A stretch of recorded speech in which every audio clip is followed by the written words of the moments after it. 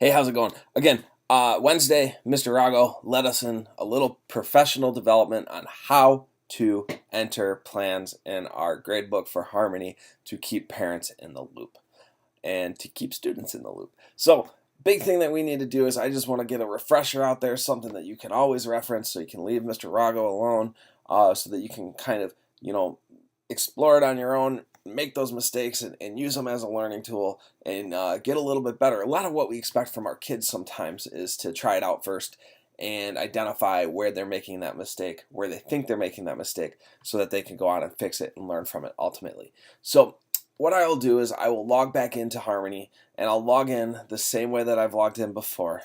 And I will go right to my classroom tab, and I'm going to hit Gradebook. All right, and that's where I'm going to kind of pick up video because, again, it saves me a little time on the blurring. I don't have to blur as much out because I don't have any sensitive student data on my view here. So now that you can see it, you know exactly what I'm talking about. Not very much sensitive stuff there. It's just my name and how many kids I have in each class and the classes and the section numbers that I teach. All right, so first things first is if you notice over here, you'll see this Enter Plan button for your classes. That's great. That's a great place to start. But if you really want to make this more useful in the future, the place you need to start will be the units under that classroom tab. So I'm going to click on that. Right? It takes me to a page and it shows me some other teachers in our building and things that they've added. So hopefully that's kind of there for you and you can see that. What I'm going to do is I'm going to hit that new unit button up top and I'm going to create a new unit. Alright, so I'm going to select my class right away and I'm going to choose Econ. I'm going to type Unit 1. And again, I've done this a little bit, so I got my introduction to Unit 1. This is where like a Word document or scope and sequence document would be very helpful for you. If you have a Unit 1 description already written, it's a copy and paste move. Right, something pretty simple, something pretty easy. You can even use the shortcuts if you choose. But what we would do there is we kind of enter that unit information in. This is a unit that introduces my students to what economics is and what economic reasoning is. So what I have here is I have an introduction to economics and economic reasoning. So just really kind of get it in there real quick. Again, I'm just using this as an example. In theory, I started on day 1 of our school year this year. All right, the first things we started talking about, first thing I did was introduce him to Mick Jagger, the world's foremost economist, and he said you can't always get what you want. So again, we started there. We're testing on Monday, so I'm going to put that final end date on Monday for this unit. That's not set in stone. You can change it, you can go beyond it, you can stop short of it. It's really up to you. It's just kind of something to hold it in place to give everyone an idea about the approximate timing of that. Right? If you wanted to, you can create a unit for the whole school year and say, this is my unit, these are the objectives for the whole school year, these are the components we'll do in class, this is how I'm going to assess the kids. You could go through and do all of that for one giant unit, and that would be okay. All right, so here's economics real quick. Again, my department, we've identified social studies, power standards, things that we really want to see our students gaining. Again, we want to be able to know that they can define certain things and that they can do certain things. I'm going to choose a few of them just on what we'll be doing in the first unit here and how that will actually kind of impact the students' learning and what they're doing. And there we go with that. That's my first 5 big standards that we really cover. All right, so now you can see that they're listed there. If you don't have standards there, or if your standards have changed, bear with it. They'll be up soon. And please let Sharon know about it if there's an issue with it. All right, objectives of my units, I want to write these like I'm going to write my objectives up on the board. All right, I want to make sure that they are in place and that parents and students clearly understand the objectives. Doing page 5 and 6 in your workbook is not an objective. Okay, so my students are going to read pages 50 through 2800, whatever it is, not an objective. All right, so I want to be able to write clear objectives. Students will be able to... All right, and then I want to kind of list them out. Again, if you have a scope and sequence, this is a copy and paste move, and I have a scope and sequence. I'm just showing you how to enter it. All right, so one of the big things that we see is students will be able to what? What are students going to be able to do? Define and understand what economics is. All right, that's just the first thing that we really kind of go over. It's really important that they have an idea about a word that they may know a little bit about but don't know a whole thing about to kind of go forward in our class. So the first thing we cover from day one, there it is. What is economics? All right. They'll also be able to identify, describe, and apply knowledge about the circular flow diagram. And that's a big project that we do. So I'm just going to kind of enter those two right now for it, just so you guys can show. Objectives would be things like, circular flow diagram project.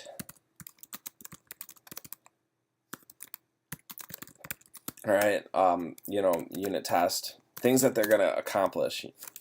All right, things you guys can put in there. All right, so how am I going to assess them? It's really important. We're going to do some class activities, and this is a hold down control to select multiple things. We'll take a multiple choice test at the end. It'll have some problems on it. We did do a project in there. All right, they've done a little bit of writing for me, and we'll compare and contrast some different economic systems. Really kind of there. If I have anything that I really need to put there, like these are the materials that we'll need for this, I feel like this is awesome for a science class where they can really go in and organize. If we're doing a lab, you can say, I need these materials, so you know what you need to kind of get right before you do this. If you have a unit plan or a study guide or something that goes with it, you attach the file there with the choose file button. It'll pull up your options. It'll be, obviously I'm on my Mac here, but it'll be on your Windows Explorer side of things. All right, I'm not going to attach anything to this right now, so again, here I am with this, and that's great. It's there. My classes that will use it, it's an economics unit, so I'm good. Double check everything, hit save. That unit is now created, so I want to go back into my gradebook, and now I want to head over to the enter plan button. So as I go over to that enter plan button, you can see that it kind of defaults to this date.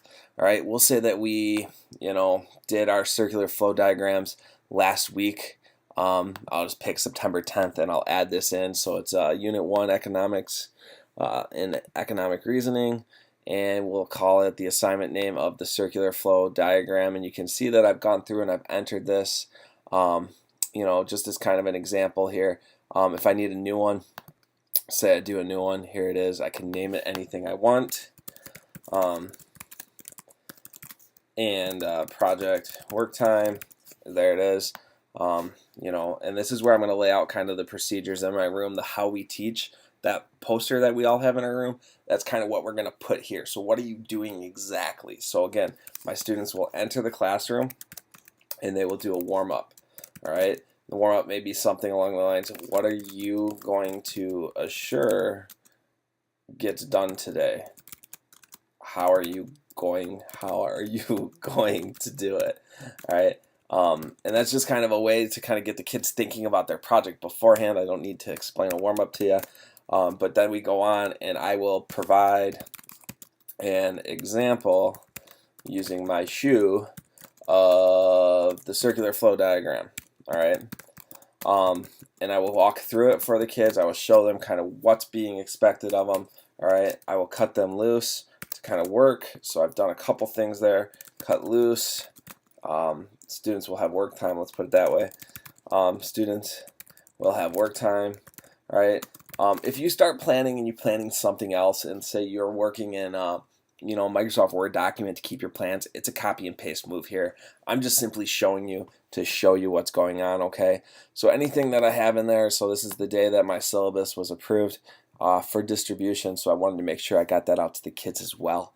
So it's there. I can choose my standards. I've already chosen 2 standards there. Sorry, English teachers. I've already chosen 2. Now I can enter my objectives as well.